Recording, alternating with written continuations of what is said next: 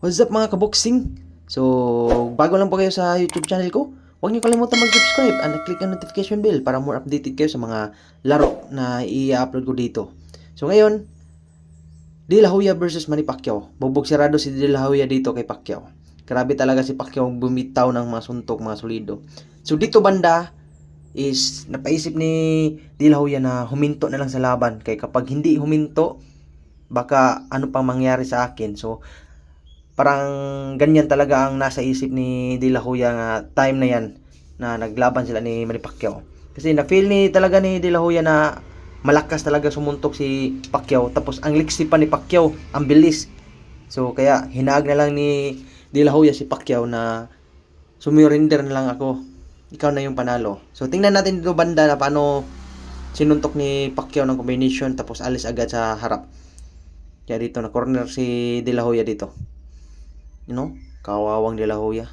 Kahit naka-jab pa si De La Hoya dyan, pero si Pacquiao walang-wala lang. So, sanay si Pacquiao sa mga batak na mga suntok eh. Pinalabas ni Pacquiao si De La Hoya sa corner para lang mag-on-one sila na suntok. Pero ayun, corner naman palagi si De La Hoya dito kay Pacquiao. Dito. Paano sinuntok si De La Hoya dito na sunod-sunod.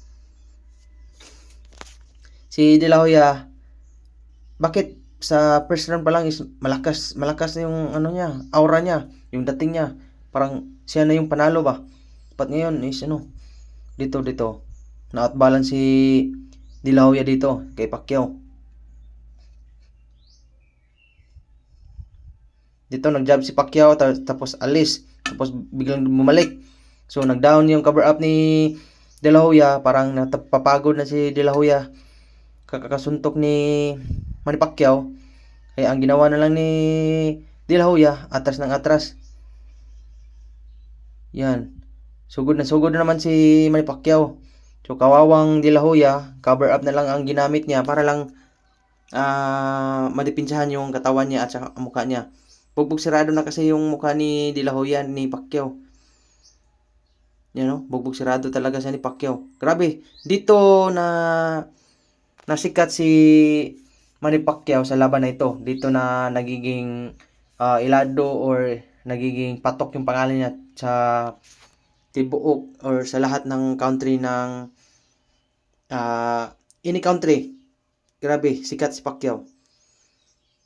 So dito is nagsuntok pa si De La Hoya. Gusto niya talunin talaga ni De La Hoya si Pacquiao pero ayaw ni Pacquiao. Grabe.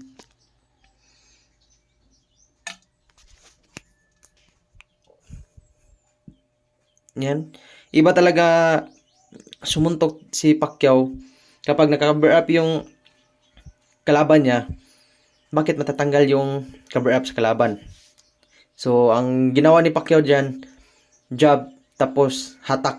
Jab, hatak para matanggal yung cover up. Tsaka, doon na siya magbibitaw ng solidong straight or hook. So, jab, hatak. Jab, hatak. So, jab, hatak. So, ano pala, para siyang tinatawag na hilain mo yung cover up sa kalaban. So dito, grabe talaga quick straight ni Pacquiao dito, nagugulat si De La Hoya. Namamaga na yung mukha ni De La Hoya dahil sa mga suntok ni Pacquiao.